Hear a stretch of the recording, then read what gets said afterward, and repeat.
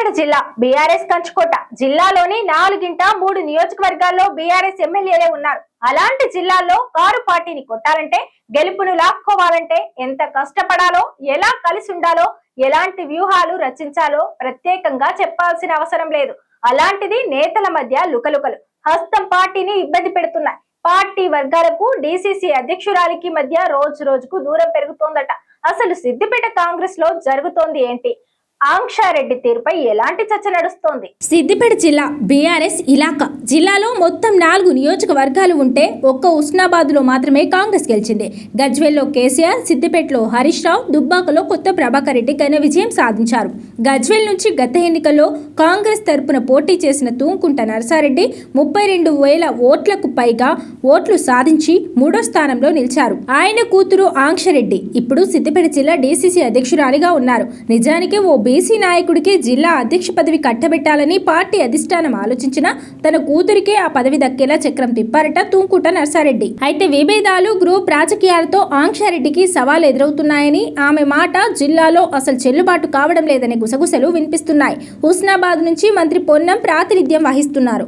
ఆయన మార్క్ దూకుడు చూపిస్తున్నారు. ఇక గజ్వేల్, సిద్దిపేట, దుబ్బాకలో గ్రూప్ రాజకీయాలు పార్టీకి తలపోటుగా మారాయని, అక్కడి నాయకులు ఆంక్షారెడ్డిని కనీసం తమ నాయకురాలిగా కూడా గుర్తించడం లేదని టాక్ నడుస్తోంది.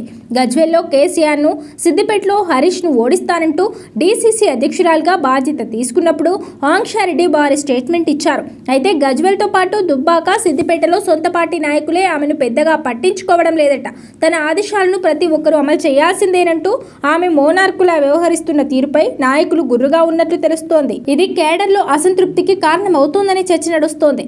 ఈ మధ్య సీఎం రేవంత్ సిద్దిపేట పర్యటనలోనూ కాంగ్రెస్ వర్గపోరు బయటపడింది. సిద్దిపేట ఇన్ఛార్జ్ పూజల హరికృష్ణ ఫోటో లేకుండా ఆంక్షారెడ్డి ఫ్లెక్సీలు దర్శనమివ్వగా, మరోవైపు డీసీసీ అధ్యక్షురాలి ఫోటో కాకుండా మైనంపల్లి హనుమంతరావు ఫోటోలతో ఫ్లెక్సీలు ఏర్పాటు చేసి సీఎంకు ఘన స్వాగతం పలికారు పూజల హరికృష్ణ. ఇది జిల్లా రాజకీయాల్లో కొత్త చర్చకు దారితీసింది.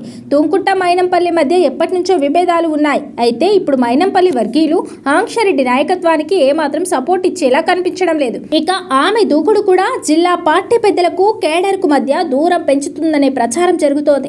ఇక అటు కేసీఆర్, హరీష్ ను ఓడించి చూపిస్తామంటూ ఆంక్షారెడ్డి, రేవంత్ రెడ్డి సవాలు విసురుతుంటే, జిల్లాలో సొంత పార్టీ నేతలే ఆంక్షారెడ్డిని పట్టించుకోకపోవడం హాట్ టాపిక్ అవుతోంది. ఈ మధ్య జరిగిన మున్సిపల్ ఎన్నికల్లో పార్టీ ఘోర పరాజయానికి ఆంక్షారెడ్డి తీరే కారణమనే చర్చ పార్టీ వర్గాల్లో జరుగుతోంది. గజ్వేల్, దుబ్బాక, హుస్నాబాద్ చేరియాల్లో ఎన్నికలు జరగ్గా ఒక్క హుస్నాబాద్ లో మాత్రమే కాంగ్రెస్ విజయం సాధించింది.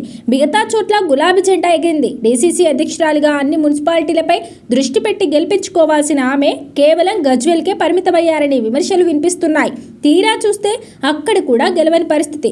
ఓవరాల్ గా ఆంక్షారెడ్డి తీరు జిల్లాలో పార్టీ ఎదుగుదలకు ఉపయోగపడకపోగా తీవ్ర నష్టాన్ని చేకూర్చేలా ఉన్నాయని పార్టీ వర్గాలు అనుకుంటున్నాయట.